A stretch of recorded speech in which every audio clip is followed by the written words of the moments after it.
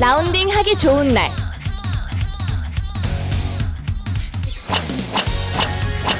티샷이 즐겁다. 여성 전용 고반발 드라이버 1879 다이아몬드. 안녕하십니까. 강남 부산 와인스쿨 187 와인스쿨 이사장 이동현입니다. 여러분, 코로나19 코비드19 때문에 아주 어려운 시기를 보내고 계시죠. 여러분도 제가 만나고 2차 3차도 가고 올리고 싶은데 이렇게 동영상으로 여러분에게 오늘 강의를 하게 됐습니다.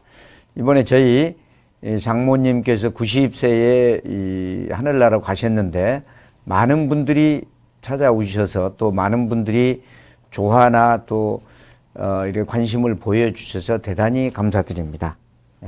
지금부터 프랑스를 알면 전 세계를 알 수 있다. 이것은 와인을 가지고 얘기를 하는 겁니다.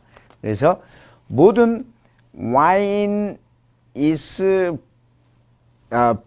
start from 프랑스입니다. 그래서 프랑스에 대해서 오늘 1시간에 걸쳐서 공부를 할 수 있도록 하겠습니다. 먼저 프랑스의 역사에 대해서 한번 알아보겠습니다. 먼저 이 선사시대 5세기 때부터 시작이 됐는데요. 이때 이 나라를 갈리아라 그랬습니다. 이 지역을. 갈리아라 그랬습니다. 이 지역을. 그래서 여기 보면 여기가 프랑스고, 그 다음에 이쪽에 프랑스가 파리입니다. 파리고, 이쪽이 이태리, 바로 붙어 있는 게 이쪽이 스위스, 바로 옆에가 독일, 저머니, 그 다음에 룩셈부르크, 그 다음에 이쪽이 벨기에입니다. 벨기에 옆에가 바로 네덜란드고요. 이쪽이 스페인, 그 다음에 이쪽이 대서양이고요. 이쪽이 지중해입니다. 지중해. 코르시아 섬이 빠졌네요. 이런 이 갈리아 지역에 이 BC 5세기부터 AD 486년까지 로마령이었습니다. 갈리아라고 해서 로마에서 집권을 했죠. 로마령.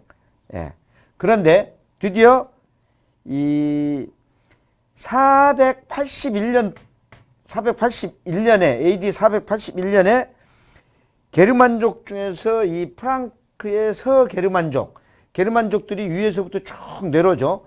결국은 이태리까지 다 점령하게 됩니다. 그런데 거기에 최초로 이 AD 481년에 프랑크족이라는 족이 생깁니다.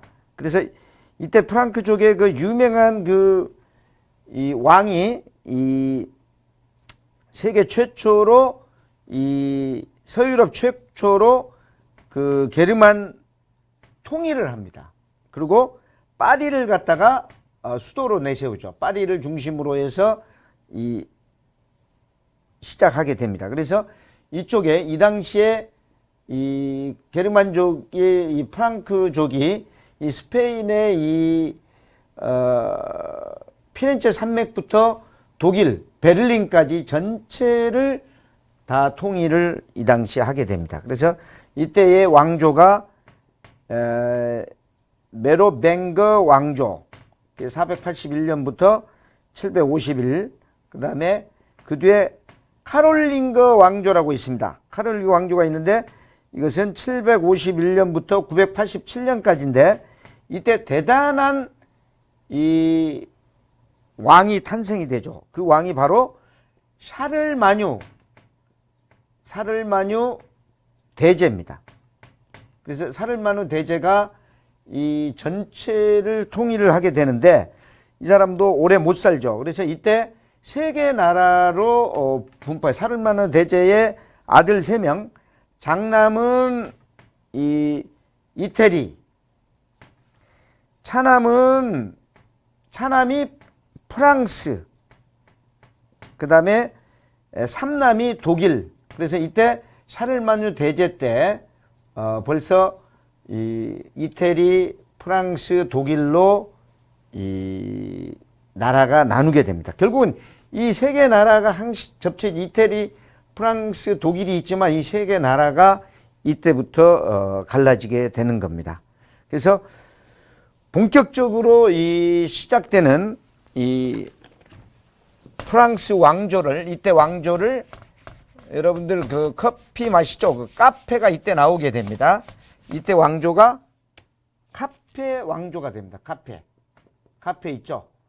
카페 왕조가 시작됩니다. 이때가 987년부터 1328년까지 시작이 됩니다. 이때 유명한 사건이 나는데요. 이때 필리프 4세라고 있습니다. 필리프 4세. 예, 필리프 4세가 엄청 프랑스 왕권이 강해가지고 이 이태리에 로마의 이 교황하고 이 대적을 하게 됩니다. 대적을 해서 이기게 됩니다. 그래서 이때 필리프 4세의 1309년도에 이 교황청이 이 아비뇽으로, 이쪽 아비뇽으로 이 옮기게 됩니다. 이게 바로 이 아비뇽 유수죠. 아비뇽 유수. 예, 아비뇽 유수가 나는데 무려 70년간 1379년까지 77년까지 70년간 7명의 교황을 배출하게 됩니다. 이때 시작된 와인이 샤또네프 듀파프 교황의 와인이 탄생되죠. 예. 그리고 이 다섯 번째 왕조가 또 발루아 왕조가 시작되게 됩니다. 이 발루아 왕조는 카페 왕조의 한마디로 이 반계죠. 이 조카들이 세운 건데 이때에 이 1328년부터 1498년인데요. 이때까지 한데 이때 유명한 발로 왕조의 사건이 생기게 됩니다. 이때 지금 이 한마디로 코로나처럼 흑사병이 생겨서 거의 인구가 반으로 줄게 되죠. 이런 1347년부터 무려 1350년까지 3년간 흑사병으로 이 고난을 겪고 영국하고 이때 백년 전쟁을 하게 됩니다.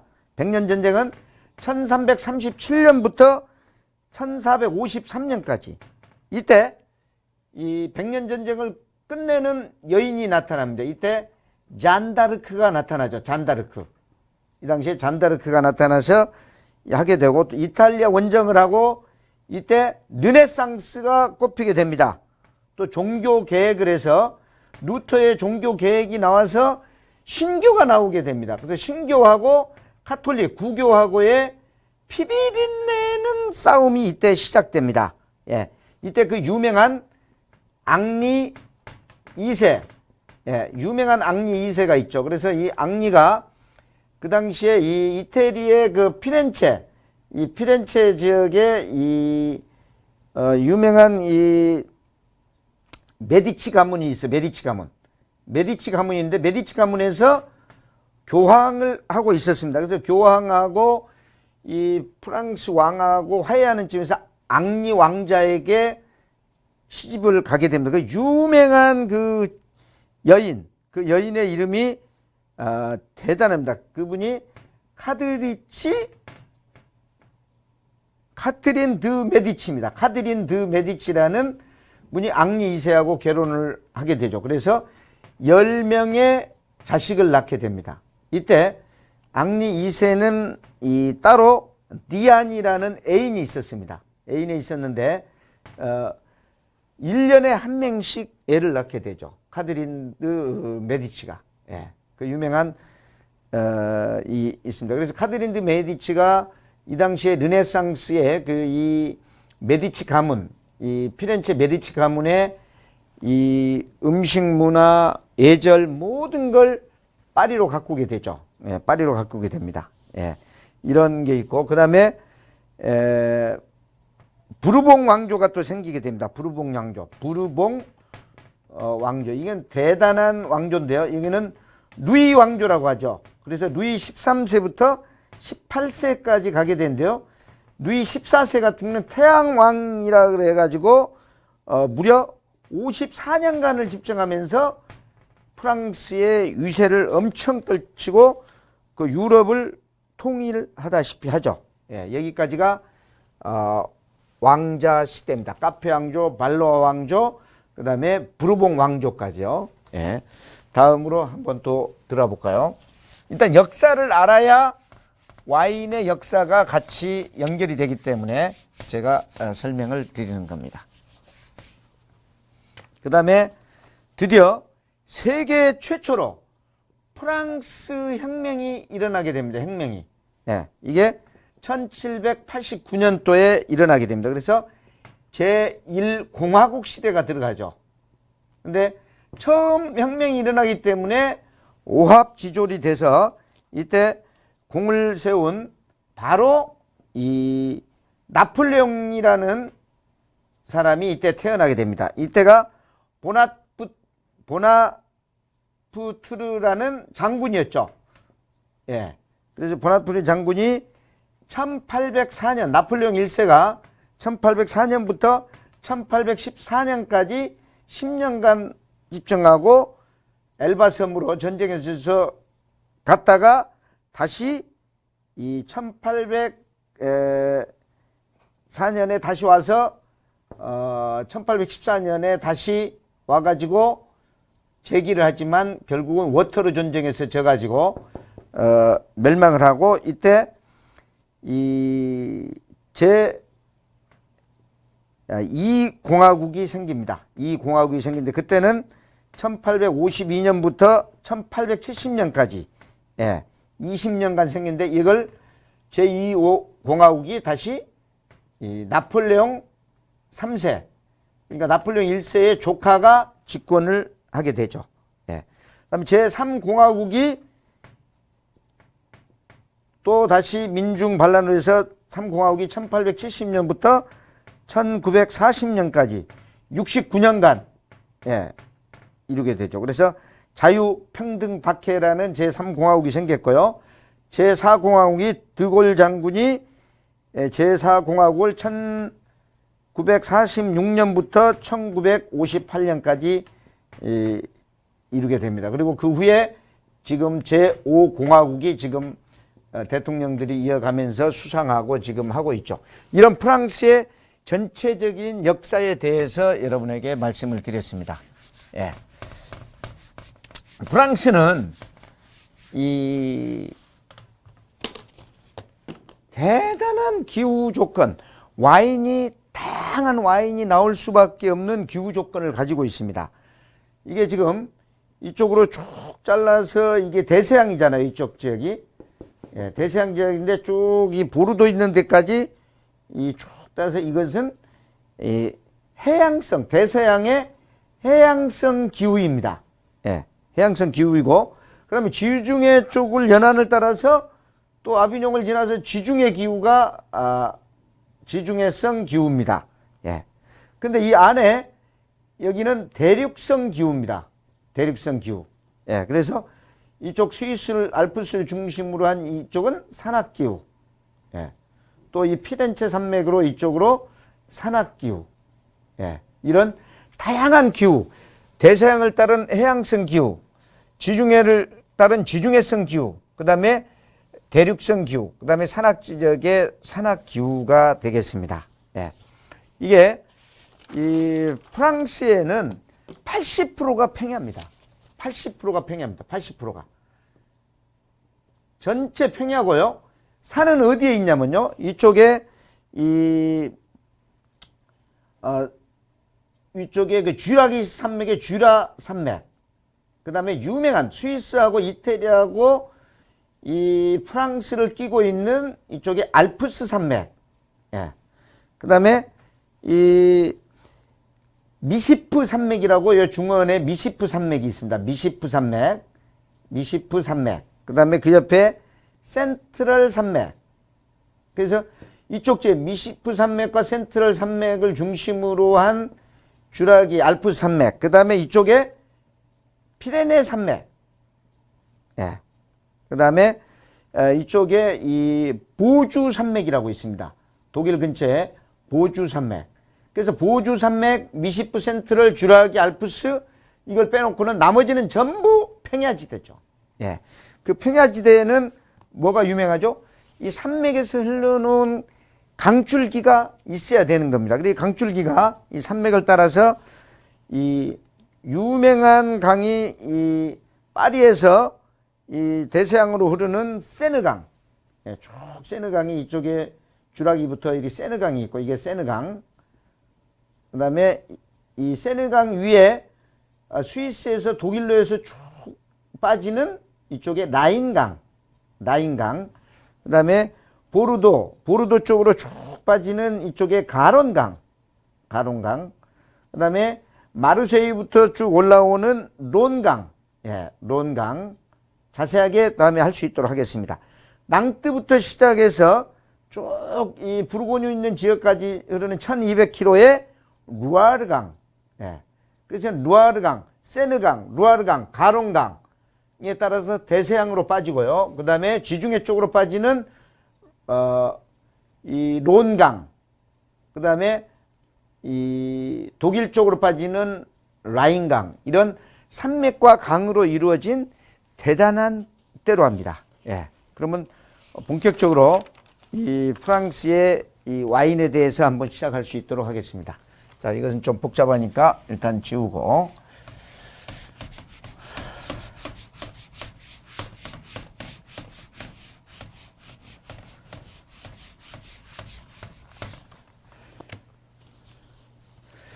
이쪽에 이 프랑스를 보면 프랑스의 이 와인을 보면 프랑스는 이 항시 이 프랑스라는 나라는 항시 주위에 열대 강국이 있잖아요. 특히 영국하고 엄청난 전쟁을 많이 했습니다. 영국하고 아주 이 적대 관계로 전쟁을 많이 했는데요. 현대에 와서는 독일하고 했는데 이때 영국하고 전쟁을 많이 했는데 어느 정도냐면요. 옛날 땅이 프랑스가 이 정도밖에 안 됐습니다. 이 정도. 예, 프랑스. 그리고 얘가 앙주라는 땅이 있고요. 노르망디 앙주가 있고 얘가 아키텐입니다. 아키텐. 예. 이것을 무려 300년 이상 이 영국이 점유를 하고 있었습니다. 영국 땅이었죠. 예. 그러다 보니 프랑스는 이 정도밖에 안 되는 거죠. 예. 이거는 툴루즈 공화국이 있었고요. 예. 그렇기 때문에 이 프랑스는 계속 전쟁을 해서 이 아키텐과 앙주를 차지하게 됩니다. 예.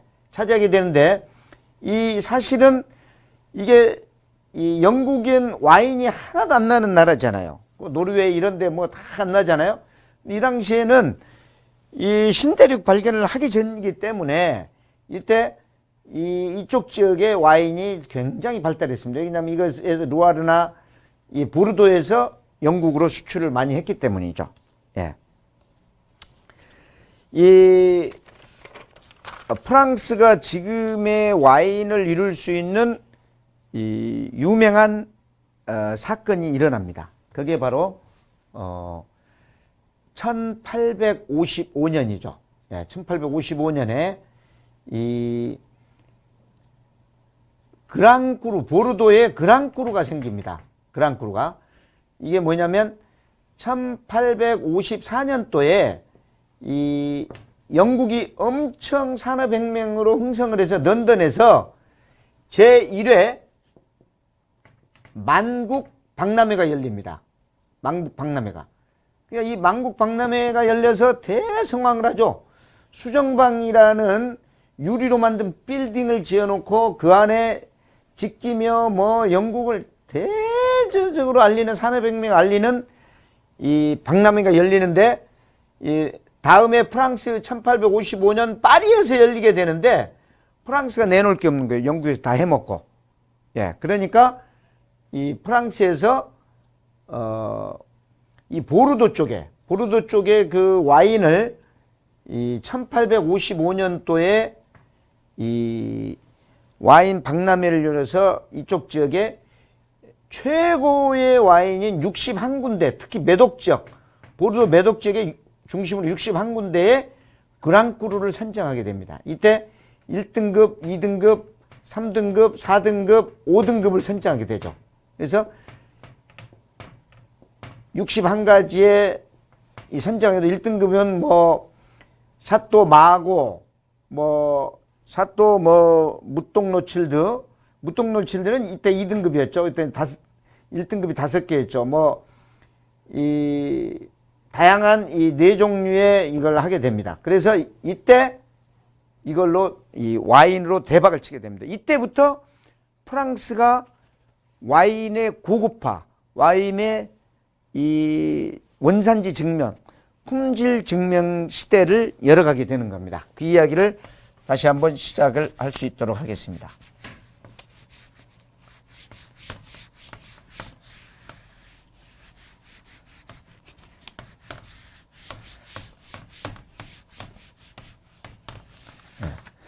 너무 좀 빨리 가는 거 아닌가 모르겠습니다. 예. 프랑스는 아까 금방 얘기했다시피 1855년부터 그랑크루 와인을 만들어서 전 세계에 마케팅을 하게 됩니다. 그래서 지금의 프랑스 와인을 알려면 이 AOC 체계를 알아야 됩니다. AOC 제도. 그래서 아펠라숑, 오리진, 컨트롤리. 그래서 원산지 증명 체계입니다. 그래서 AOC급이 최상급에 있고요. 그 밑에 이 VDQS, 지금은 좀 없어졌는데, 그 다음에 이 밴드베이, VDP, 밴드 더블, 이런 이 체계를 만들어서 그 지역에 최고의 지역에 AOC 등급을 준 거죠. 예, AOC 등급을 주면서 이 농산물 이 체계, 그러니까 포도 재배는 어떻게 해야 된다. 포도 재배.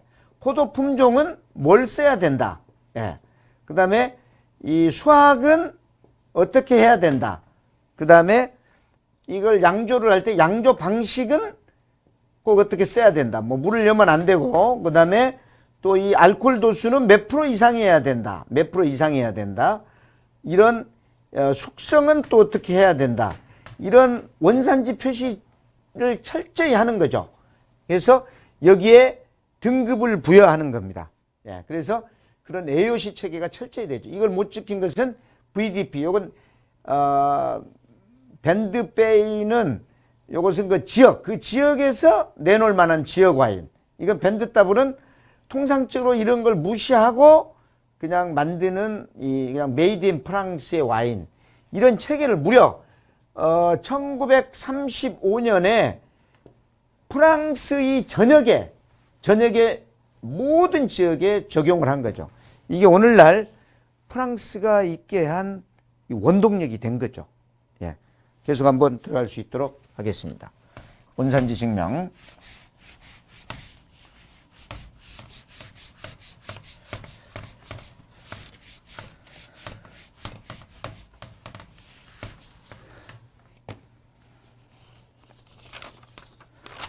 자, 프랑스의 이 전체적으로 보면 프랑스는 인구가 6,600만. 그리고 이 6,600만 중에서 혼혈 그러니까 이 이민자들이 20%나 된다는 거죠. 20%나 이민자. 그러니까 이 다국적 아주 이 나라죠. 우리가 뭐 프랑스 축구 같은 데 보면 전부 이 피부 색깔이나 다 틀리지 않습니까? 다국적이고요. 그다음에 세 번째로 와인이잖아요. 이 프랑스의 그 와인 생산은요. 와인 생산량은 61억 병을 생산하고 있고 세계 2위입니다. 1위가 이태리고요. 그다음에 재배 면적은 무려 83만 헥타르죠. 예. 83만 곱하기 3,300마지 한 평이 3,000 제곱미터니까 3,000평입니다. 우리나라 평수로 3,000평이 83만 헥타르니까 대단한 거죠. 한 프랑스 인구의 한 20%가 포도 산업에 종사하는 거죠. 그러니까 대단한 이 산업이 프랑스의 산업입니다. 그래서 인구로 따지면 인구 1인당 6,600만의 인구 1인당 이 100병인 거죠. 100병. 예.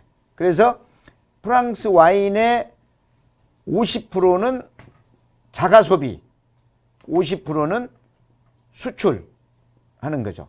예, 수출하는 거죠. 그래서 성인을 빼고 어린애들하고 술 못 마시는 노인들을 빼고 성인들이 보통 성인들이 남자 성인이 1인 레드와인을 하루에 한 병을 마신다는 거죠. 이게 이제 요새 좀 줄긴 했는데 예, 그 정도로 프랑스는 와인의 국가, 그다음 심장병이 없는 나라, 예, 이렇게 얘기를 하고 있죠. 그래서 프랑스 문화는 한마디로 와인 문화가 지배를 하고 있다, 이렇게 생각하시면 될 것 같습니다.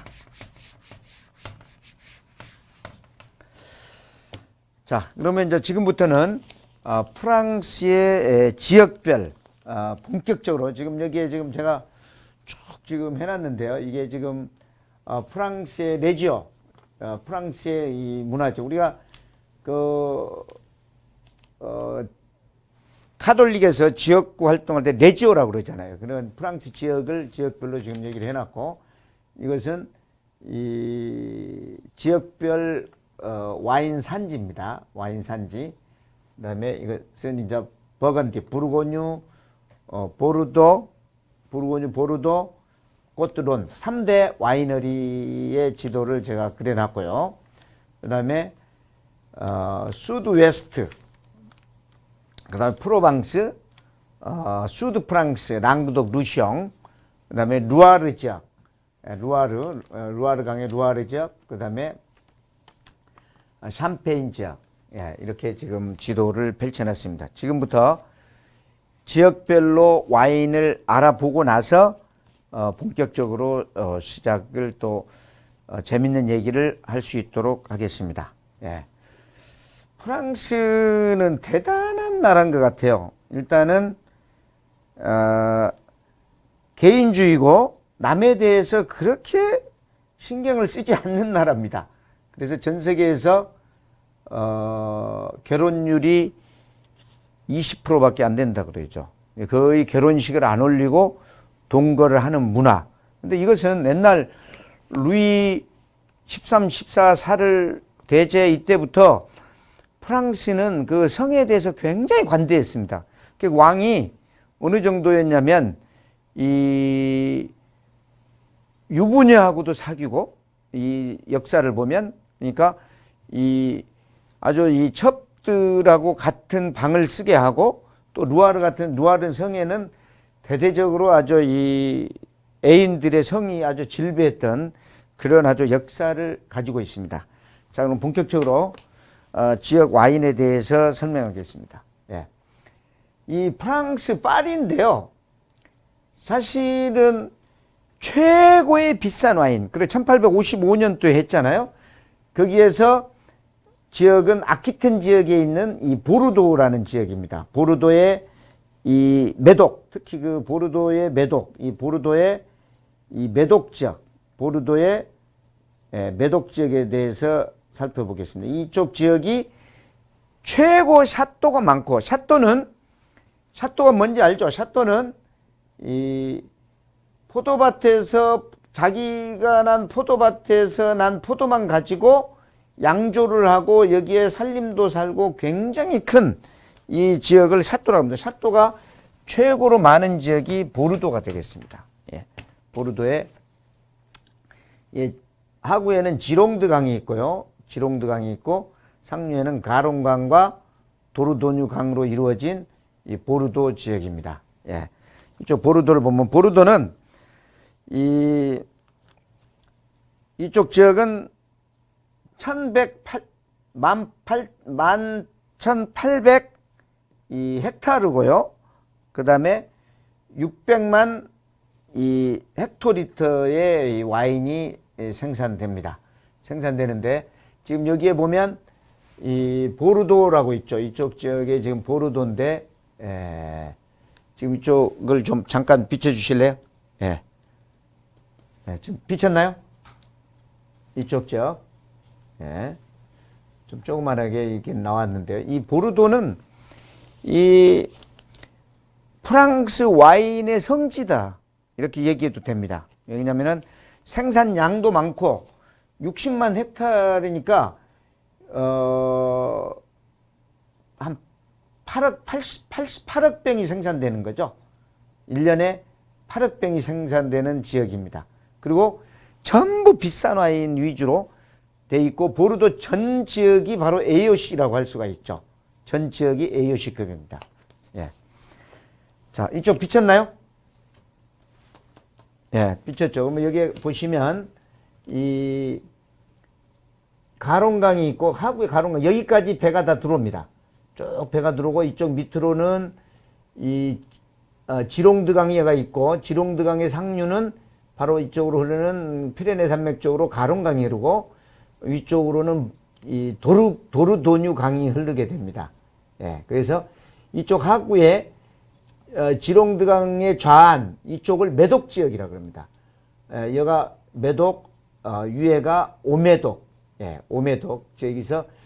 여기서 그랑크루가 다 나오는 거죠. 그래서 생줄리앙, 생테프스도, 뽀약 이쪽에 리스트, 물리스, 마고, 오메독 이쪽이 다 있는 거고요. 바로 이 위쪽에는 바로 이 도르고누당 위쪽에는 바로 이 유명한 이 생떼밀리옹 지역이고요. 특히 이 포메롤 지역, 페트로스가 나오는 포메롤 지역입니다. 그래서 이쪽 안으로 들어가면은 바로 이 소테른 지역, 세미옹이 나오는 소테른 지역이고 전체적으로 보르도의 기본적인 AOC 와인이 생산되는 이쪽 지역이 되겠습니다. 이쪽 지역은 이 보르도 지역은 주로 90% 이상이 레드 와인입니다. 레드 와인도 전부 오크 숙성, 장기 숙성한 와인들이 다 생산되죠. 이쪽 지역이. 예, 굉장한 지역인데 이쪽 지역의 포도 품종은 메독 지역과 크게 메독 지역과 이 생떼밀리옹 지역으로 나눠게 됩니다. 생떼밀리옹 지역 나눠도 생떼밀리옹 안에 이 포무롤이 있죠. 포무롤. 예, 포무롤 지역이 있죠. 예. 메독 지역에는 주 포도 품종이 까베르네 쇼비뇽, 그 다음에 멜롯, 이게 바로 주 포도 품종이죠. 남성 포도 품종인 까베르네 쇼비뇽, 여성 포도 품종인 멜롯이죠. 그래서 이것은 굉장히 탄닌이 강하고 알코올 도수가 높게 나오는, 당도가 높으니까 와인이고, 멜롯은 굉장히 풍부한, 아주 부드럽고 풍부한 여성적인 포도 품종이죠. 이 두 개의 포도 품종을 섞어서 만든 게 바로 메독의 그랑크루, 메독 와인들입니다. 예. 거기에 이 감미의 역할을 해주는 게 이 쇼비뇽, 까베르네 쇼비뇽의 쇼비뇽 블랑이라고 있어요. 쇼비뇽. 예. 이때 한 게 까베르네 프랑이라고 있습니다. 까베르네 프랑. 예, 제가 잘못했는데 까베르네 프랑이 있고, 그 다음에 이때 칼라를 내기 위해서 뿌띠베르도라는 이 포도 품종이 섞여서 주로 나옵니다. 그래서 브랜딩 와인이다, 메독에. 자, 생떼밀리옹과 포무롤에는 이쪽 메독에는 까베르네 쇼비뇽이 메인입니다. 여기에 따라서 모든 게 이루어지는데, 이쪽 생떼밀리옹과 포무롤은 이 멜롯이 주 품종입니다. 특히 포무롤은 멜롯이 거의 80% 이상, 100%로 이루어진 와인입니다. 그래서 여기에 나온 게 페투루스, 예, 페투루스가 있죠. 예, 이런 지역적 특성을 가지고 있습니다. 예. 그리고 이쪽 보르도 쪽에 또 유명한 와인이 있는데요. 그 와인이 바로 이 귀부 와인입니다. 귀부 와인. 예. 바로 이 보르도 안쪽에 굉장히 습기가 있는 쪽에 귀부 와인인데, 이때의 이 와인은, 이 지역은 소테른이고요. 소테른 지역이고, 소테른 지역의 귀부 와인인데, 그것은 바로 세미용이라는 포도 품종으로 만드는 거죠. 예. 그래서 이때 이것은 황금을 머금은 와인이다. 예. 그래서 유명한 또 와인이 있습니다. 예. 자, 대략 이 보르도 쪽을 알아봤고요. 이 보르도의 이 경쟁 상대, 버금간 지역이 바로 이 부르고뉴 지역입니다. 바로 파리에서 이쪽 롱강 밑으로 오면은 이 부르고뉴 지역이 있습니다. 부르고뉴. 예. 예, 이쪽이 부르고뉴 지역이 있는데 이게 버건디라고, 에서 버건디라고 하는데 이쪽을 좀 한번 비춰주시기 바랍니다. 예. 예, 이쪽 버건디 쪽에 오시면, 보시면 지금 저 지도를 보고 하는 게 정확하니까 이쪽 롱강입니다. 롱강이 디종부터 쭉 흘러서 마르세유까지 쭉 가게 됩니다. 그때 리옹이라는 아주 유명한 도시가 있죠. 한 3대 도시 되는 공업 도시가 있습니다. 리종이 교통의 중심지고 수로의 중심지고 운하의 중심지입니다. 예, 근데 리옹에서 디종까지 걸쳐 있는 이 지역이 바로 부르고뉴 지역입니다. 그래서 부르고뉴 위쪽을 꼬뚜뉴, 부르고뉴가 쭉 이렇게 펼쳐져 있죠. 그래서 이 부르고뉴가 이 산맥에, 조금 산맥에 따라서 이렇게 하는데, 이게 이제 도로고, 이쪽이 도로, 부르고뉴 가보면, 이쪽이 강입니다. 강. 예. 롱강이죠. 롱강 상류고요. 그 다음에 이쪽 도로 쪽으로 이제 마을이 이렇게 쫙 있어요. 예, 마을이 쫙 펼쳐져 있습니다. 그러면 이쪽이 언덕에 이렇게 포도나무를 쫙 심었는데요. 이게 이제 도로를 지나다 보면 이쪽이 수확할 때 보면 이 포도나무가 단풍이 들어요. 단풍이 파랗게 들면서 이것을 꽃두두 도루라 그럽니다. 도루가 황금이거든요. 그래, 황금의 언덕이다. 그래서 얘가 그냥 황금색으로 그냥 엄청 이렇게 보이는 거죠. 이게 바로 왜냐면은 황금보다 비싼 와인이 생산됩니다. 그래서 꽃두 도루입니다. 그래서 이 위쪽을 디종에서 리옹까지 가면 위쪽은 꼬뚜두 뉴, 밑에가 바로 꼬뚜두 본이 되는 거죠. 예, 그래서 꼬뚜두 뉴부터 본까지, 지베르 상베르땡부터 이쪽 샬로네스까지 쭉 돼 있는 거죠. 그래서 본이라는 도시가 또 이 안에 있습니다. 예, 본이라는 도시가 이 안에 있고요. 뭐 누생조르지, 뭐 대단한 이 샬론네즈 이렇게 대단한 막고네까지 이쪽이 바로 유명한 부르고뉴 산지죠. 예. 그리고 이쪽에 유명한 이 또 클로드 부조라고 있습니다. 클로드 부조. 예. 이쪽이 유명한 클로드 부조가 있는데요. 클로드 부조는 이 중세 시대에 수사들이 만든 그 와인 밭이죠. 그래서 여기는 클로드 부조에서는 경매를 하고 여기에 나는 포도로 이 병원도 운영을 하고 좋은 일 아주 많이 하는 노블리스 오블리제를 실천하는 또 포도밭이 있습니다. 그게 바로 클로드 부조입니다. 네.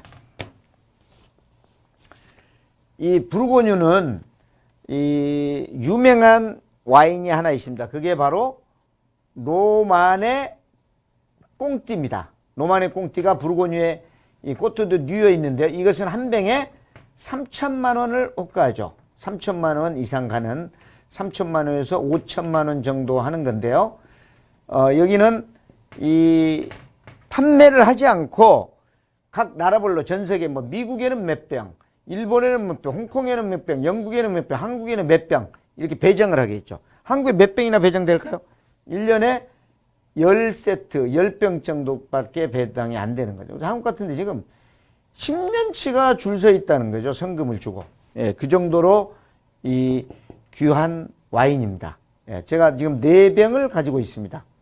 그래서 여러분들이 우리가 기념이 될 만날 18친구가 이 확고하게 자리를 잡는 한 제가 딸 수 있도록 그렇게 하겠습니다. 이 로마네 꽁띠가 유명한 지역이 바로 부르고뉴 지역입니다. 예. 자, 와이너리가 점점 재밌어지네요. 자, 그 다음에 3대 와이너리, 보르도, 부르고뉴, 그 다음에 부르고뉴 밑에 론이라고 있습니다. 예, 이쪽 론이 쭉 밑에까지 펼쳐져 있죠. 바로 이가 마르세유고, 이가 지금 론강이 쫙 이쪽으로 흘러서 이렇게 지중해로 빠지게 됩니다. 빠지는데 거기에 밑에 꼬뚜론 지역입니다. 아까 이 아비뇽 있죠? 이쪽에. 그래서 론 지역을 가보면은 꼬뚜론이 이쪽 있네요. 예, 바로 밑에 보르도 밑에 있는데 이 론강이 쫙 흘러서 이렇게 빠지죠. 예. 그다음에 이쪽이 아비뇽이 되고 이 아비뇽 이쪽 비춰집니까 지금? 예. 이쪽이 아비뇽이고 이 론 북부론. 그래서 론이 좀 두 가지로 돼 있어요. 북부론은 산악지역, 강을 중심으로 해서 굉장히 협소하잖아요. 그래서 이쪽에는 전부 계단식으로 돼 있어요. 그래서 전부로 손으로 이렇게 손으로 이렇게 수매를 하게 됩니다. 예. 그것도 론 지역. 이쪽의 포도 품종은 시라즈가 유명합니다. 예, 그리고 론강을 따라서 밑에는 하구잖아요. 좀 하구 지역. 그래서 하구 지역 여기에는 이 남부론이라고 그럽니다. 그래서 아비뇽의 유수 때 교황들이 가서 여름 휴가도 보내고 포도를 재배했던 지역이 바로 샤또네프 듀파프입니다. 이쪽. 예. 이 정도죠. 샤또네프 듀파프가 얘가 있습니다. 예. 그래서 유명한 북부론의 유명한 헤르미타주 성 조셉 이 전부 그랑크루 지역입니다. 예. 그리고 남부론에는 이 샤또네 듀파프가 유명하고 또 그 옆에 유명한 지공다스라는 와인도 유명하고 그 다음에 그것도 론 빌리지 다 빌리지 이 지역의 유명한 와인입니다.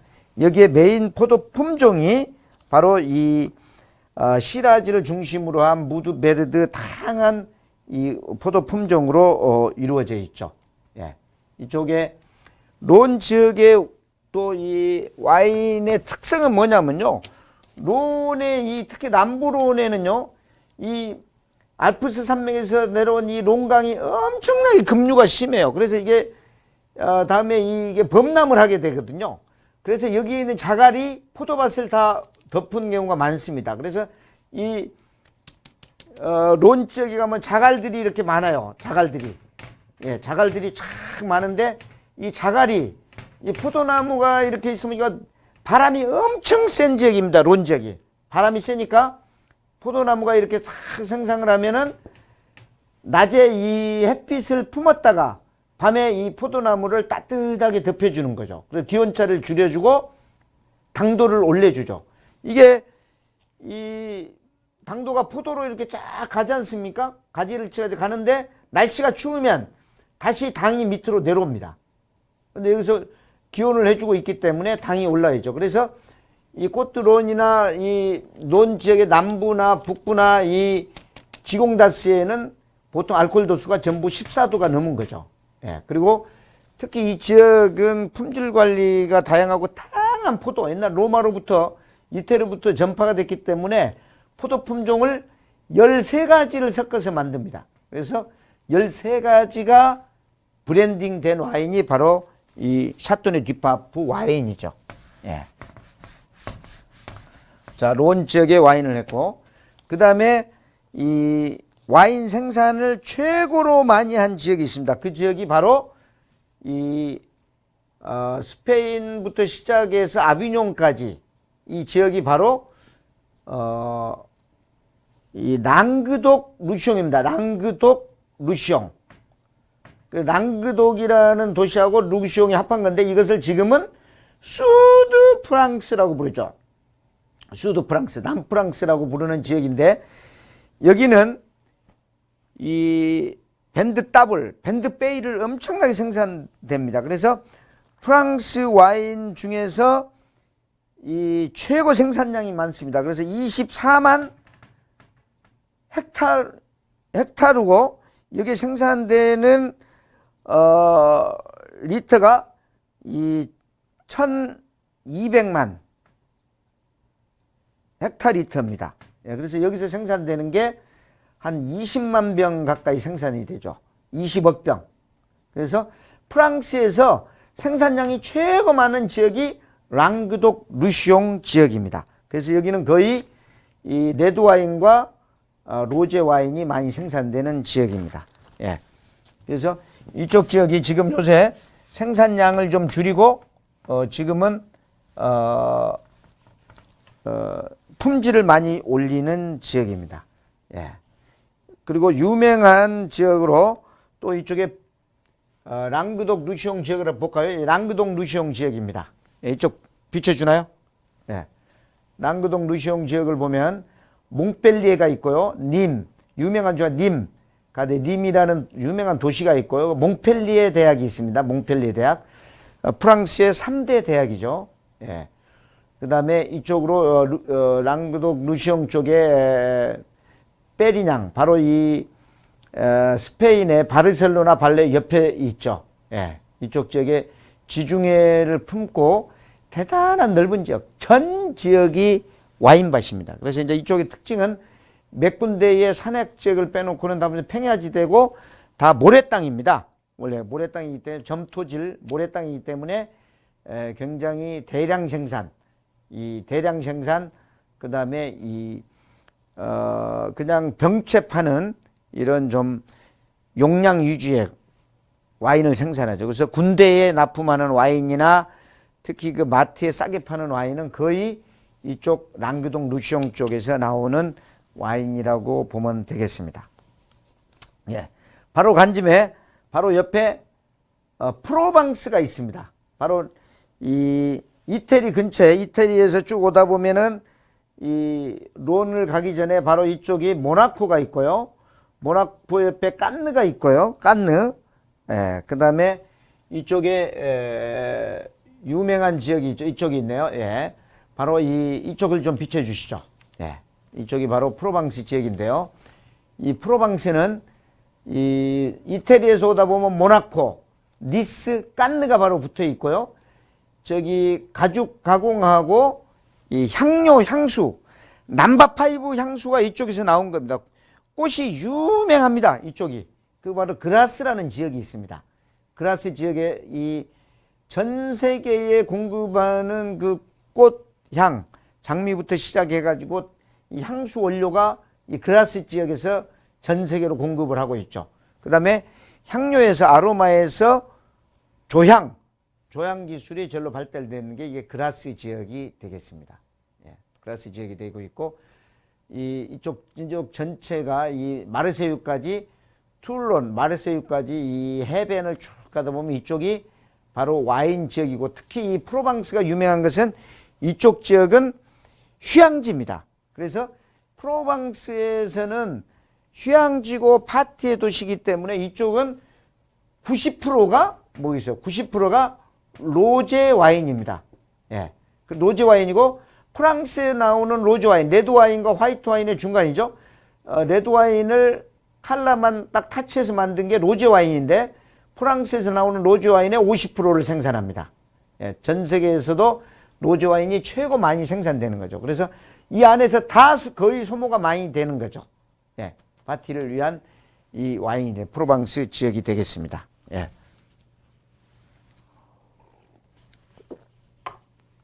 예, 프로방스 지역이 되겠고, 그 다음에 이쪽에 남부 쪽을 먼저 할까요? 이 보르도 쪽 안쪽으로를 이걸 서남 남서부 와인이라고 합니다. 남서부 와인. 수드 웨스트 포도라고 합니다. 이게 유명한 지역인데요. 이 지역이 수드 웨스트인데 사실은 옛날에 오래된 시절, 옛날에 이 보르도가 뜨기 전에, 그러니까 1300년, 1200년 이쪽 지역에는 이쪽이 훨씬 더 유명했습니다. 그래서 옛날에는 이쪽 지역을 남서부죠. 수드웨스트 지역을 옛날에는 뭐라고 불렀냐면은 가스코뉴라고 불렀습니다. 가스코뉴 와인이 훨씬 맛있고 좋았죠. 이 상류에. 그래서 이쪽 피렌체 산맥부터 시작해가지고 이 도르도뉴 강과 이 가론강의 그 상류에 있는 건데요. 이게 한참 유명하고 이 보르도에서는 이 와인을 갖다 병인만 해서 팔 정도였는데 보르도에서 질투를 한 거죠. 이때는 옛날 그 중세시대 때나 고대시대 때는 운송 수단이 없는 거예요. 마차에다 싣고 언제 갑니까? 자동차가 있습니까? 도로가 잘 돼 있습니까? 그러니까 전부 강을 통해서 이 지롱드 강을 통해서 이렇게 수출을 하고 여기서 영국으로도 가고 뭐 네덜란드 다 다양하게 가는데 보르도 쪽에서 법을 만들어 버린 거예요. 보르도 와인을 다 수출하고 나서 이 가스코뉴 와인을 수출할 수 있다 이렇게 완전 행패를 부린 거죠. 그러니까 이때 이 가스코뉴 지역 남서부 와인이 상당히 망하게 됩니다. 그래서 나온 게 이쪽 지역의 이 꼬냑, 그러니까 아르마냑이라고 유명한 이 주정 와인이 생산됩니다. 그래서 주정 원료가 여기서 제일로 많이 나오죠. 이쪽이 되겠습니다. 그래서 이쪽은 유명한 포도 품종인 따낫, 아시죠? 따낫 포도 품종과 그 다음에 따낫 포도 품종, 그 다음에 그 아르헨티나의 유명한 말백이 바로 여기서 시작된 겁니다. 여기서 바로 아르헨티나 간 거죠. 그 지역이 여기에 비춰보면은, 여기 있네요. 사우스 웨스트 프랑스. 예, 대단한 지역이죠. 여기 보면은, 요거는 보르도고요. 보르도는 바로 바닷가에, 지롱드강하고 부르고뉴 하구에 있는 거고요. 이 상류의 다양한 지역이 엄청난 넓죠. 예, 이쪽 지역도 생산량이 500만 헥타리터입니다. 보르도나 생산량이 비슷해요. 500만 헥타르. 보르도가 600만 헥타리터. 얘가 이 500만 헥타리터니까. 예, 그러니까 저기 7만 헥타리터, 6만 헥타리터 비슷합니다. 그리고 아르마냑이라는 유명한 가스코뉴 지역의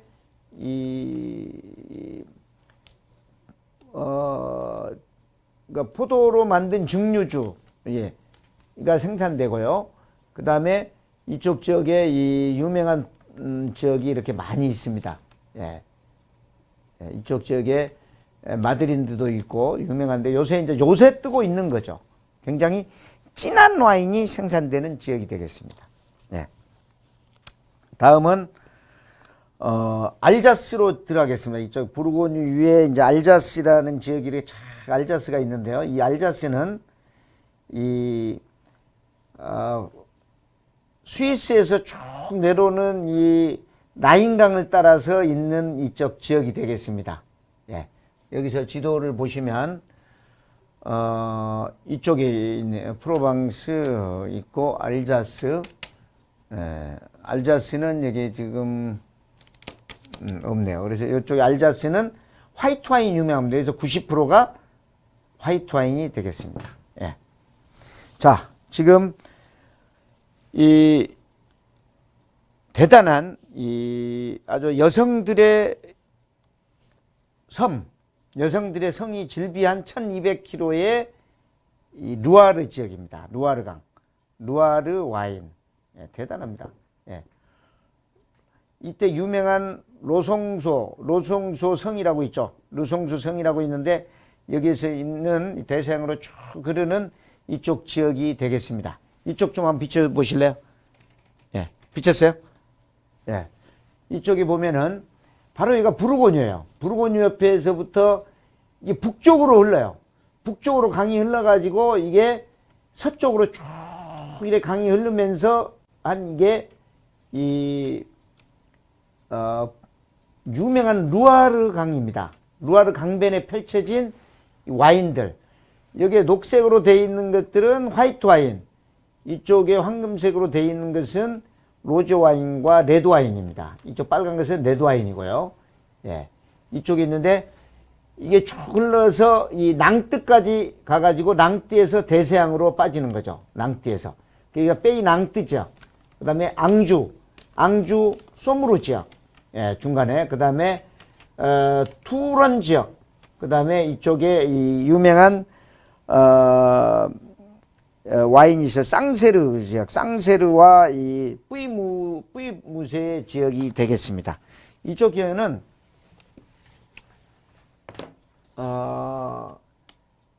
로솔소 성도 있고요. 이쪽 지역에는 이 남쪽에 페이낭트 지역, 이 페이낭트 지역에는 모스카텔이라 유명하고요. 모스카텔이 아예 이 포도 품종이면서 지역 이름입니다. 모스카텔이 유명하고 이쪽 앙주 쪽으로 가면서 다양한 와인이 생산됩니다. 그래서 이쪽도 70%가 화이트 와인이죠. 내륙 지방이고 하니까. 그래서 이쪽에는 특히 모스카텔, 이 페이낭트 지역의 화이트 와인은 유명합니다. 이 화이트 와인은 이 해산물 요리, 해산물하고 스시 요리하고 굉장히 유명합니다. 그래서 굉장히 뜬 지역이죠. 예. 그리고 중세시대는 중세 여인들, 이 주위만 해도 유명한 고성이 한 100개 가까이 있는 지역입니다. 예. 그리고 특히 이쪽 지역의 유명한 포도 품종이, 레드와인 포도 품종은 이쪽에 뚜론 지역에는 레드와인 포도 품종이 유명한 포도 품종이 바로 이 까베르네 프랑입니다. 까베르네 프랑인데요. 원래 까베르네 프랑은 보르도 쪽에서 이 까베르네 쇼비뇽이나 멜롯의 이 보조 품종이잖아요. 근데 여기서는 메인 포도 품종입니다. 왜냐하면 까베르네 프랑은 빨리 수확을 하기 때문에 빨리 수확을 합니다. 근데 까베르네 쇼비뇽은 늦게 수확을 하거든요. 그러니까 이쪽은 빨리 추워지고 겨울이 빨리 오기 때문에 빨리 수확을 하죠. 그래서 여기서는 까베르네 프랑이 메인 포도 품종이고 발로 까쇼가 까베르네 쇼비뇽이 보조 역할을 하죠. 그러니까 이게 역전이 된 거죠. 기후에 따라서. 이런 경우가 많죠. 이쪽에서는 대장하지만 다른 지역에 가면은 이 보조 역할, 총무 역할을 하는 거죠. 그런 역할이 이쪽에 되어 있고, 이쪽 화이트 와인은 바로 또 쇼비뇽 블랑이 유명합니다. 쇼비뇽 블랑. 예. 쇼비뇽 블랑. 그래서 특히 그 샹세르 쇼비뇽 블랑과 뿌이무세의 쇼비뇽 블랑이 굉장히 유명합니다. 예. 이게 루아르 지역이고요. 그다음에 바로 이 스위스 경계 지역에 특히 그 제노바 쪽에 유명한 호수가 있는데, 이 호수를 따라서 이 산맥이 있습니다. 이게 쥬라기 산맥이죠. 그래서 쥬라기 와인이 생산되고, 알프스 산맥에 뻗어 있는, 특히 알프스에 쭉 뻗어 있는 이쪽 지역에서 나온 것을 사보아라 그럽니다. 쥬라기 사보아. 그래서 특히 여기서 유명한 것은요, 파스텔의 고향이 바로 쥬라기입니다. 그래서 쥬라기의 상당히 선전을 파스텔이가 많이 했죠. 그래서 쥬라기 시보야도 와인이 생산되는데, 이쪽은 전부 관광지잖아요. 그래서 여기서 다 소모시키는 소량의 와인이고, 특히 이 부르고뉴 밑에 또 이 유명한 지역이 있습니다. 이거 보졸레라는 지역입니다. 보졸레라는 지역인데, 보졸레에서는 가메라는 포도 품종인데요. 이 보졸레는 그냥 판매를 하지 않고 보졸레 누보로 판매합니다. 그래서 누보라는 것은 뉴라는 뜻이에요. 영어로. 그래서 이 최초의 그 해 당해년도에 생산된 와인, 당해년도에 생산된 와인을 보졸레 누보라고 합니다. 예, 그래서 이것은 전 세계로 공급을 해서 당해년도 11월 셋째 주 목요일 날 저녁에 딱 동시에 전 세계에서 개봉을 하죠. 이게 프랑스 마케팅인데, 이게 보졸레 누보가 현지에서 가격이 2,000원인데, 이때 11월 셋째 주 목요일 파티를 위해서 팔리는 와인은 2만 원에서 3만 원을 하는 거죠. 그래서 에어프랑스를 타고 가가지고 전 세계로 배포돼서 판매되는 겁니다. 마케팅의 와인이죠. 그리고 이게 해가 지나면 이거 못 먹습니다. 다 상해버리니까. 그래서 이쪽에 보졸레 누보의 이 라벨은 굉장히 화려하죠. 예, 화려한 라벨을 가지고 있습니다. 그 지역이 보졸레 누보 지역이고요. 자, 마지막에 파티의 와인, 샹파뉴 지역입니다. 이쪽에 알사스가 있고요. 샹파뉴 지역은 파리 위에 있는 샹파뉴 지역입니다. 그래서 이쪽에는 이 굉장히 유명한 도시가 있습니다. 랭스라는 도시가 있습니다. 랭스. 옛날 아까 고대 때부터 시작해서 사르마누 대제, 최근에 루이 14세까지 모든 대관식, 그러니까 나폴레옹까지 왕이 즉위식을 그걸 대관식이라고 합니다. 대관식. 대관식을 랭스 성당에서 했죠. 자, 대관식 끝나고 랭스 성당에 있으면 파티를 해야 하잖아요. 그 파티의 와인이 바로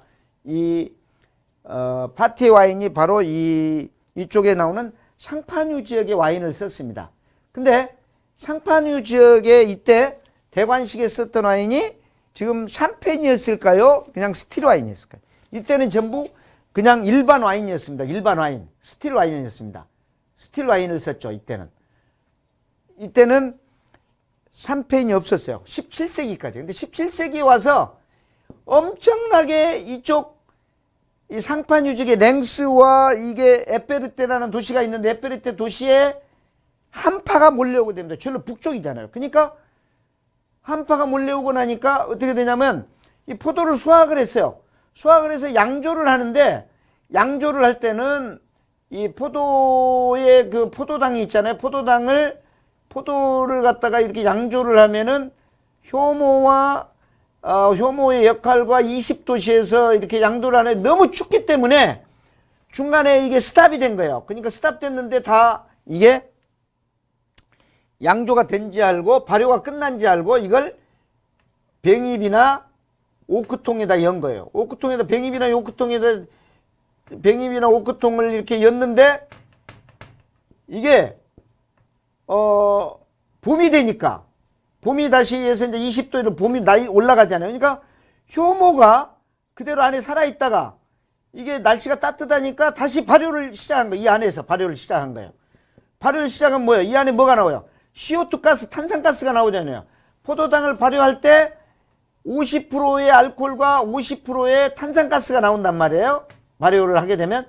그러니까 이게 이 안에서 병에서 발효를 해가지고 탄산가스가 올라오니까 압을 이게 못 이겨가지고 펑 하고 이게 병이 깨지고 오크통도 막 이렇게 열리고 막 이렇게 된 거예요. 그래서 이걸 이 당시 17세기에 사람들이 모르니까 이것을 악마의 와인이다 이렇게 표현을 한 거죠. 악마의 와인이다.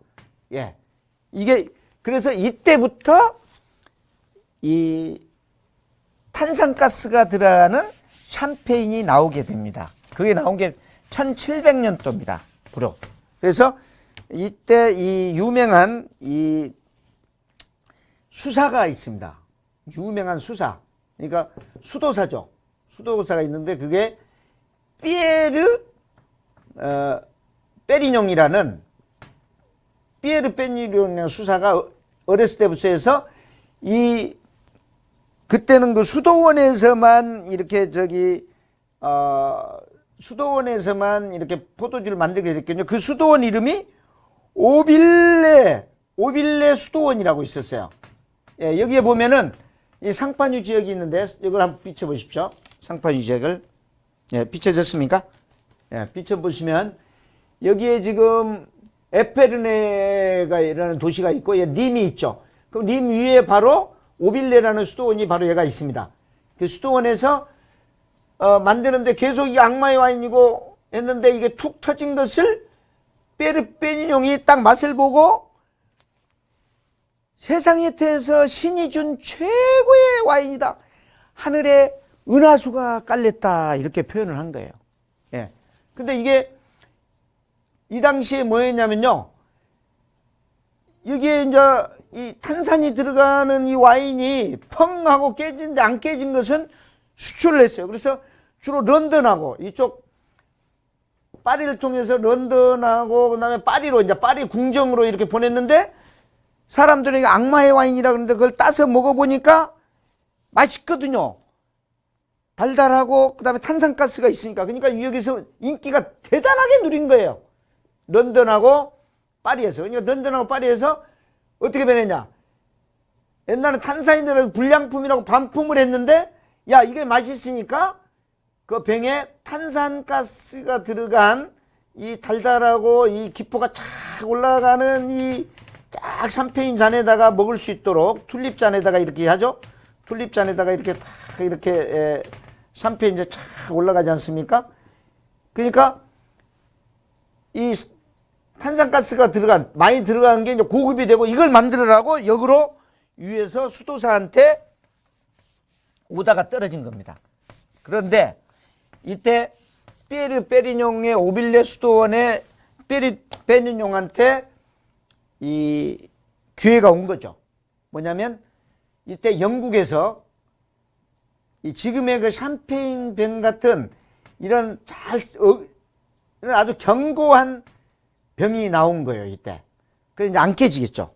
그 다음에 이 모든 코르크 생산에 거의 한 100% 옛날에는, 지금은 한 50% 이상이 스페인하고 포르투갈에서 나옵니다. 그러니까 스페인하고 포르투갈 가면은 도토리 나무가 엄청 많아요. 도토리 나무. 그게 참나무지 않습니까? 참나무가 이렇게 두꺼워요. 그러니까 그걸로 껍질을 벗겨서 배 같은 데 있잖아요. 배에 이렇게 배가 파손되고 그러니까 그런 데다가 이렇게 붙여가지고 온 거예요. 그래 배가 이쪽으로 들어온 거예요. 근데 선원이 그 코르크를 갖고 온 거예요. 그래서 이걸 피에르 베리뇽이 이걸로 툭툭 눌러가지고 그 코르크를 이 병에다가 막은 겁니다. 코르크를, 천연 코르크를.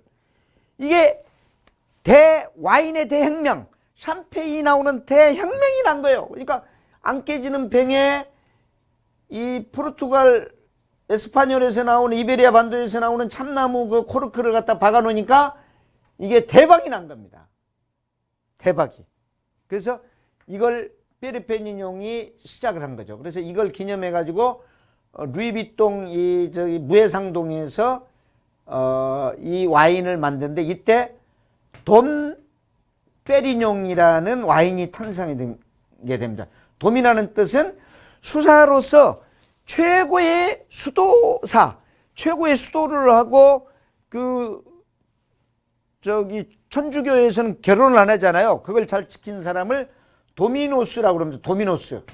도미노스라고 하는데 그 도미노스의 약자가 돔이에요. 그래서 돔페리뇽이라고 칭하고 이 오빌레르 수도원을 이 돔페리뇽 동상을 세우고 여기서 마케팅을 하게 된 거죠. 그렇게 탄생한 게 돔페리뇽 와인입니다. 이 빈티지 와인이죠. 예.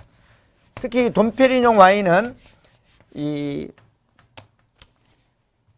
한 번만 보통 이제 이걸 포도를 짜요. 쭉 압착식으로 짜는데 1차 짜고 2차 짜잖아요. 근데 1차는 좋은 게 나올 거예요. 1차 좋은 거 나온 것만 가지고 만들고, 그 다음에 아주 풍작할 때만 만드는 겁니다. 돔페리뇽이 한 번 나오는데 7년에서 14년이 걸리는 거예요. 예. 그래서 이 와인이 비싸게 된 겁니다. 이런 와인이 생산된 지역이 바로 이쪽 샹파뉴 지역입니다. 예.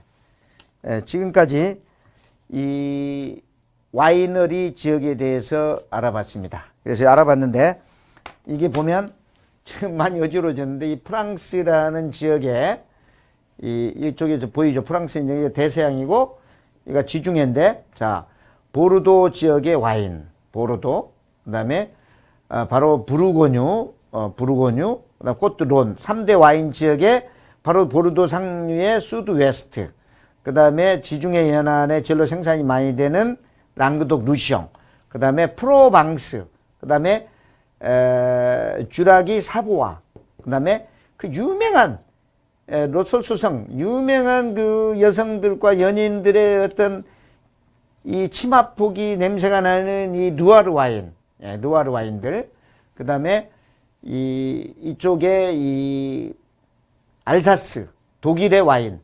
알사스는 사실은 독일 쪽에 가깝습니다. 그래서 병도 이렇게 그 튤립병으로 이런 병을 알사스는 씁니다. 이렇게 파란 알사스 병을 쓰는데 독일이죠. 그래서 독일이 점유를 더 많이 한 지역입니다. 그래서 독일인이 더 많이 사는 지역이 되겠죠. 바로 여기서 베를린도 가깝고, 그 다음에 이쪽에 그 유명한 상파뉴 지역. 이 상파뉴 지역에서만 난 것을 샴페인이라고 합니다. 예. 이런 와이너리 지역입니다. 예. 재밌었는지 모르겠어요. 예. 계속 갈 수 있도록 하겠습니다.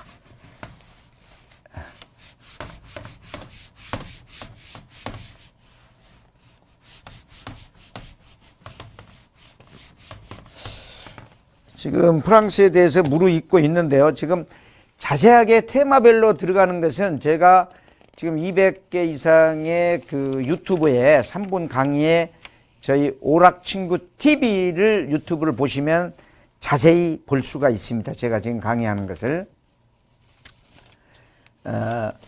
포도 품종에 대해서 여러분들 그 조상에 대해서 한번 알아보겠습니다. 아까 주라기 지역에서 나오는 그 포도 품종이 있습니다. 그것을 사비냉이라고 합니다. 사비냉. 이게 바로 와인의 조상이라고 표현해요. 사비냉. 근데 사비냉이 어떤 씨를 잘 몰라요. 이거 암놈인데 교배를 해가지고 나왔는데 이 포도 품종은 몰라요. 여러 가지 포도 품종이 있겠죠. 거기에서 나온 게 3가지의 자식이 나옵니다. 그때 나온 게 이 투르소라는 이 레드와인이 나오고요. 그 다음에 슈냉블랑, 유명한 쇼비뇽 블랑 같은 슈냉블랑이 나오고, 그 다음에 쇼비뇽 블랑, 이렇게 쇼비뇽 블랑 화이트 와인이 나오게 됩니다. 쇼비뇽 블랑이 바로 사비냉과 교배를 해서 나온 거고. 근데 쇼비뇽 블랑이 누구를 만나냐면요, 까베르네, 아까 있죠. 까베르네 프랑하고 결혼을 하게 됩니다. 그래서 이게 쇼비뇽 블랑이 까베르네 프랑하고 만나서 나온 게 바로 까베르네 쇼비뇽입니다. 이 까베르네 쇼비뇽은 전 세계에서 최고 많이 쓰는 레드와인이고요. 이 레드와인이야말로 100년 숙성 이상이 가능한 장기 숙성 와인입니다. 까베르네 쇼비뇽. 그래서 까베르네 쇼비뇽은 포도알이 적고 굉장히 이 껍질이 두껍고 씨가 많아요. 그리고 굉장히 당도가 강해서 이걸로 만들어 놓으면 알코올 도수도 높고 탄닌이 많아서 굉장히 남성적인 와인이고 전 세계에 어디다 심어놔도 똑같은 맛이 나는 거죠. 그래서 이 쇼비뇽 블랑이 이렇게 사비냉이라는 조상을 만나서 쇼비뇽 블랑과 까베르네 프랑이 교잡이 돼서 나온 게 까베르네 쇼비뇽이다. 이렇게 하시면 됩니다.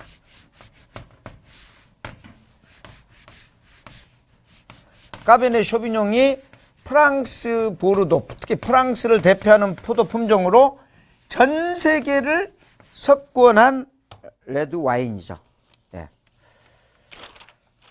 자, 이제 이 프랑스 와인이 이따 점으로 갑니다. 근데 이게 지금 프랑스 전역의 와인을 제가 설명해 드렸고 역사와 지리에 대해서 대략 설명을 해 드렸습니다.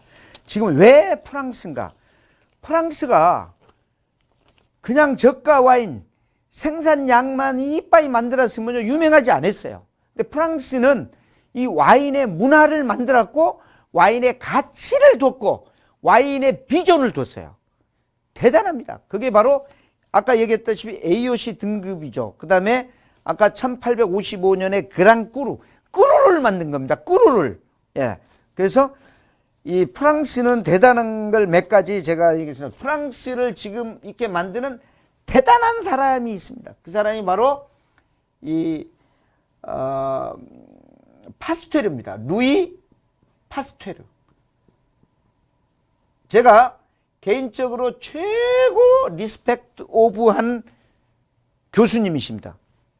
제일로 존경하는 사람인데 이 사람은요, 이 최초로 와인이, 그러니까 이 양반이 어디서 교수 생활을 했냐면요, 프랑스의 제일로 북부 지역, 여기에 닐 대학에서 있었어요. 닐 대학에서. 근데 여기서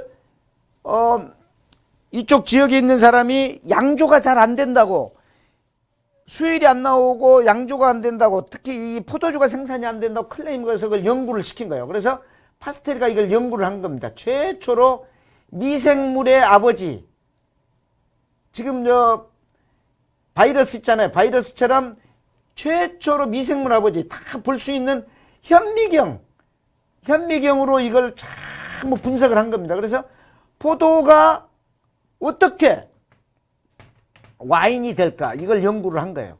그래서 현미경으로 미생물을 참 해보니까 여기서 대단한 걸 발견합니다. 막연하게 포도가 와인이 된지는 알았는데 뭐가 역할을 한지는 모르는 거예요, 이 당시에.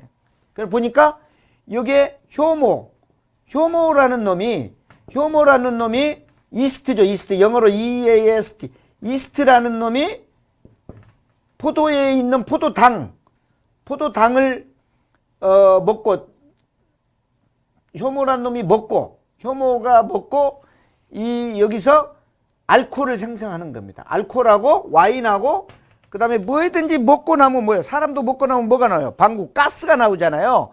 탄산가스가 나오는 거예요. CO2 가스가. 네. 탄산가스가 나오는 거예요. 보니까 이게 당이 26%면은 여기서 13%, 13%는 와인이 되고 13%는 그다음에 13%는 탄산가스가 나오는 거예요. 반반씩. 그 탄산가스를 날리고 만드는 게 와인이에요. 그래서 이때 온도를 보니까 적정하게 20도씨를 유지시켜 줘야 되고 공기를 차단. 공기가 들어가면 상해버려요. 바로 식초가 돼버리는 거예요. 공기를 차단해서 나오는 게 와인이 되는 거예요. 이걸 효모를 최초로 발견한 겁니다. 파스테르가. 그래서 닐 지역에서 이 효모를 발견했잖아요. 그 효모를 추출을 해서 이것을 최초로 인공 효모를 만들어 버렸어요. 그러니 어떻게 됐어요? 이 효모가 부족하기 때문에 또 온도 이런 거 안 맞춰줬기 때문에 온도 맞춰주고 공기 차단해서 효모를 줬거나 이때부터 와인 산업이 엄청 발달한 게 돼요. 그동안에 10,000병이 생산되는 게 20,000병, 30,000병이 생산되게 되는 거죠. 품질도 우수하게 되고, 예. 그러면서 지금 파스테르가 있는 다양한 이 박테리아로 해서 생긴 병을 전부 만들게 되고, 이 면역 체계를 만들고, 이 그런 역할, 소의 병, 닭의 병에 관련된 모든 걸 한 사람이 루이 파스테르입니다. 이 대단한 분이 바로 프랑스에 있는 거죠. 프랑스에 가면 파스테르 박물관도 있습니다. 파리에. 유명한 분이 파스테르가 있고요. 파스테르 꼭 기억해 주세요. 네. 그 다음에 두 번째는, 프랑스에는 두 번째는 명품이 있다는 거예요. 명품. 네. 명품을 만들었다는 거죠. 이 명품이 뭐냐면 첫 번째 명품은 향수입니다. 향수. 예. 이게 지금 여기에 보면 그라스라는 지역, 프로방스의 그라스라는 지역이 향수의 도시죠. 이때는 천연 꽃을 피워서 꽃을 계속 증류를 하는 겁니다. 계속 증류를 해서 그 가스를 해서 조금만 향에다 서 뿌렸죠. 그리고 왜 그러냐면 이 프랑스에는 화장실 문화가 없어요. 그리고 목욕을 잘 안 해요. 그래서 특히 루이 14세기 같은 경우에는 그 베르사유 궁전을 지었는데 베르사유 궁전에 화장실이 없었다는 거예요. 예. 똥을 누러 가면은 그냥 종이 따라다니면서 거기서 하면은 거기서 그냥 해결하고 이 정도는 냄새가 악취가 풍긴 거죠. 그래서 향수로 다 한 거죠. 근데 이 향수를 명품으로 만든 거죠. 얘들이. 그게 샤넬입니다. 샤넬. 예. 샤넬의 넘버 5를 만든 거죠. 예. 이런 명품을 만들었고요. 또 이 가죽이 유명합니다. 이쪽 지역이. 가죽이. 이 그라스가 이 가죽. 그러니까 옛날에 말을 타고 다니잖아요. 말의 안장에 가죽을 채웠는데 이것을 옷을 만들어서 이 루이비통이라는 것을 탄생시키게 됩니다. 이것도 명품을 만들었죠. 더 명품은 향수와 가죽 제품뿐만 아니고 이 사람들이 이 그라스 지역에서 향수, 가죽뿐만 아니고 이쪽 지역에 샴파뉴 지역의 와인, 그러니까 무해상동이라는 회사, 그래서 루이비통 LV, 루이비통 무해상동 헤네시, 예, 헤네시라는 또 꼬냑, 예, 유명한 루이비통 무해상동 헤네시라는 이에서 샴페인은 안 먹어도 그만이잖아요. 음식하고 먹는 게 아니잖아요. 이것은 파티를 위한 와인이죠. 이런 샴페인, 이런 명품을 만들었다는 거죠. 프랑스가. 예. 절대 싸게 팔지 않고 그랑꾸르 지역에서 이 생산된 와인도, 그래서 프랑스의 와인은요 무조건 50% 이상이 마케팅 비용이 들어가 있다는 거죠. 얘들은 보졸레 누보의 2,000원짜리 와인도 전 세계로 이 에어프랑스를 타서 보내서 그 해에 나온 와인이다, 이래 마케팅을 해서 이 사람들이 2만원 3만원에 받지 않습니까? 예, 이런 마케팅을 이 사람들이 한 거죠. 예. 그리고 이 근본에는 AOC 체계, 그 다음에 꾸루 체계, 그러니까 뭐 그랑 꾸루, 프리미에 꾸루 이런, 그 다음 빌리지 이런 와인을 붙여서 한 거죠. 이게 바로 프랑스의 지금의 지탱이죠. 또 그랑 꾸루 5등급 대단한 거죠. 그랑 꾸루가 이게 61종류인데요. 예. 이 61종류의 그 그랑 꾸루를 이 사람들이 만들어낸 거죠. 자, 이 사람들이 얼마나 대단하냐면요. 그 해만 보면 안 됩니다. 보통 포도는요, 프랑스에서 키로당 1,000원 합니다. 예? 그 포도를, 와인을 만들면은 한 병, 포도 1kg가 1kg에 1,000원 하는 와인이 한 병 만들 수 있어요. 그러면 이게 와인이 10,000원이 됩니다. 예. 자, 10배가 뛰었죠. 10배. 예. 근데 포도는 그때 뭐 냉장 시설, 냉동도 없을 거 아닙니까? 놔두면 그 해에 안 먹으면 상해 뿌리잖아요. 근데 와인을 만들면 와인을 숙성할수록 가격이 오르잖아요. 그리고 언제든지 시장이 있을 때 내다 팔면 돼요. 시장에서 요구가 있을 때. 근데 여기에 그치지 않고 이걸로 프랑스 사람들은 살롱 문화를 또 만들었습니다. 살롱 문화. 그게 빠졌네요. 살롱 문화를 만든 거예요. 살롱 문화. 살롱 문화는 그 궁정에서 그 왕비나 첩들이나 이런 놀 수 있는 살롱 문화가 루이 18세부터 망하고 나서 이게 이 귀족 사회가 시장으로 나온 거죠. 시민들한테 품으로. 그러면서 살롱 문화, 또 그 안에 카페 문화를 만든 겁니다. 이 사람들. 카페 문화. 예. 그래서 살롱 문화하고 빠내서 여기서 와인바, 와인을 마신 거예요. 그러면 와인 한 병에 1만 원짜리가 10만 원이 되잖아요. 그러면 포도 1,000원이 10만 원이 되니까 10배 하면 100배가 되는 겁니다. 이렇게 부를 축적하는 겁니다. 예. 이게 바로 프랑스고, 그 다음에 이렇게 하기 위해서 이 사람들이 뭘 만들었냐면요. 이 사람들은 네고시앙이라는 걸 만들었어요. 네고시앙. 네고시앙이 뭐냐면 우리나라 말로 도매상인이에요. 도매상인. 그러니까 이렇게 기간이 많이 걸릴 때까지 돈이 많이 필요할 거 아니에요. 왜냐하면 포도를 생산해서 포도를 발효를 하죠. 자, 발효를 해서 숙성을 하죠. 자, 숙성을 해서 병입을 하죠. 병입을 해서 판매를 하죠. 이런 단계가 있을 때 이렇게 될 때까지 10년은 돼야 제대로 된 그랑쿠르가 나오는 거예요. 그러니까 이 네고시앙들이 포도 농사를 수확을 할 때 돈을 대주는 겁니다.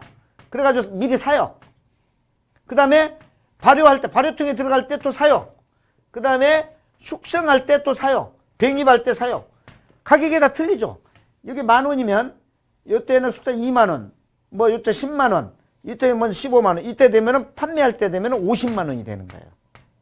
그래서 네고시앙들이 이렇게 해놓고 이 와인을 가지고 급하게 팔지 않고 마케팅을 해서 전 세계로 유통을 한 거죠. 요새 지금 프랑스 상무관이나 대사관에서 와인을 모르고 와인 마케팅을 모르는 사람은 아예 들어가지도 않죠. 이게 프랑스가 전 세계 와인의 어머니가 될 수 있고 프랑스가 이 명품의 나라가 될 수 있는 그런 것을 만든 거죠.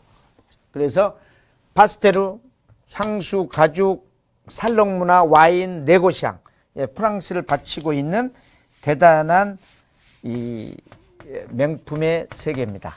예. 자, 지금까지 와인에 대해서 쭉 강의를 했는데 지금 1시간이 됐나 모르겠네요. 지금 1시간 됐나요? 1시간 넘었나요? 안 넘었나요? 예, 1시간 20분 되네요. 너무 길었네요. 그래서 지금 아직도 제가 프랑스 와인에 대해서 할 얘기가 너무 많은데 오늘 여기서 마치겠습니다. 나폴레옹은 그렇게 얘기했습니다. 나폴레옹은 아주 이 키도 적고 했지만 나폴레옹이 굉장히 노력을 많이 했다고 그래요. 나폴레옹이 바로 이 코르시아 섬, 그러니까 프랑스 유일하게 이게 코르시아 섬이 있잖아요. 코르시아 섬에서 태어났습니다. 나폴레옹이 코르시아 섬에. 코르시아 섬에서 태어나서 이게 파리로 가서 이렇게 성장을 하면서 10년간을 전쟁을 해서 지금의 프랑스의 땅을 만들어 놓은 사람이 나폴레옹이라고 보면 됩니다. 그 나폴레옹이 이 키도 조그만하고 그런데 그렇게 책을 많이 읽고 공부를 하고 노력을 했다 그래요. 예. 여자도 많이 사귀고. 예. 그랬는데 이 사람이 다시 이 엘바섬으로 전쟁에 가고 나서 감옥에서 나와가지고 다시 연합군들하고 전투를 합니다. 마지막 전투가 뭔지 아세요? 워터루 전쟁입니다. 워터루 전쟁에서 지고 나서 첫마디가 뭔지 압니까? 예. 난 부르고뉴 지역에 샹베리땡 와인이 떨어져서 졌다. 이렇게 얘기를 했습니다. 와인 얘기죠. 그러니까 프랑스에는 모든 게 와인. 또 유명한 베토벤이 있지 않습니까? 베토벤은 죽어야 되는데 안 죽는 거야. 숨이 끊어져 가지고. 왜 안 죽냐? 자기의 소원이 마지막 좋아하는 부르고뉴 와인, 자기가 좋아하는 와인을 한 잔을 먹겠다고 오다를 냈는데 그거 먹고 죽으려고 기다리고 있다가 그 와인 한 모금 쫙 입에다 여주니까 마시고 딱 죽었다는 거 아닙니까? 이게 바로 와인의 문화입니다. 네, 모든 게 이 프랑스는 와인을 빼고는 얘기할 수가 없는 거죠. 그래서 머더 오브 와인. 아무리 신세계 와인, 칠레 와인, 뭐 미국 와인, 뭐 이 호주 와인, 뉴질랜드 와인, 뭐 남아공 와인이 아무리 설쳐도 신세계 와인들이 설쳐도 이 엄청난 양을 우리가 칠레에 1등으로 많이 먹어요. 1등으로 많이 먹어봐야 금액으로 따지면 한 1,000억밖에 안 돼요. 1,000억. 1,000억에서 뭐 한 1,500억밖에 안 되는데 프랑스 와인은 수입량이 적어요. 칠레보다 한참 적어요. 그렇지만은 판매량은 프랑스 와인은 2,000억이 넘죠.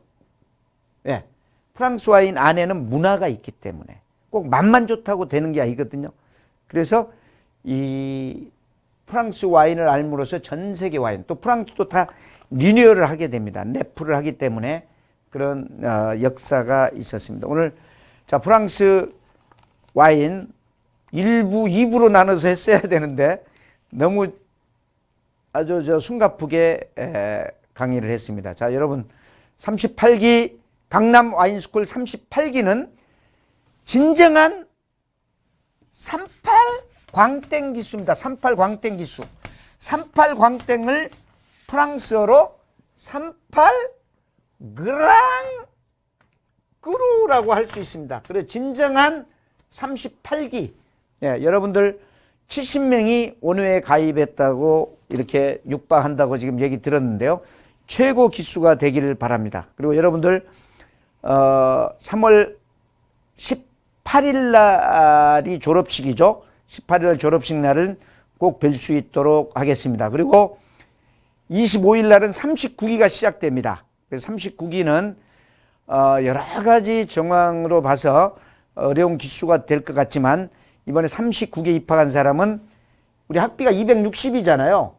150만 원 호가하는 18 친구 드라이버, 거리가 똑바로 멀리 나가는 드라이버를 피팅해서 선물을 드리려고 그러고 추천하신 분들한테는 유틸리티, 60만 원짜리 유틸리티나 60만 원짜리 고벙탈, 고구마 벙커 탈출을 선물을 하려고 그럽니다. 그래서 꼭 여러분들 더도 말고 덜도 말고 한 명이나 두 명, 세 명만 소개시켜 준다면 우리 18 친구가 강성해지고 또 여러분도 같이 튼튼한 후배를 마련할 수 있을 것 같습니다. 38기 그랑크루 기수 화이팅입니다. 18 친구입니다. 여러분 사랑합니다.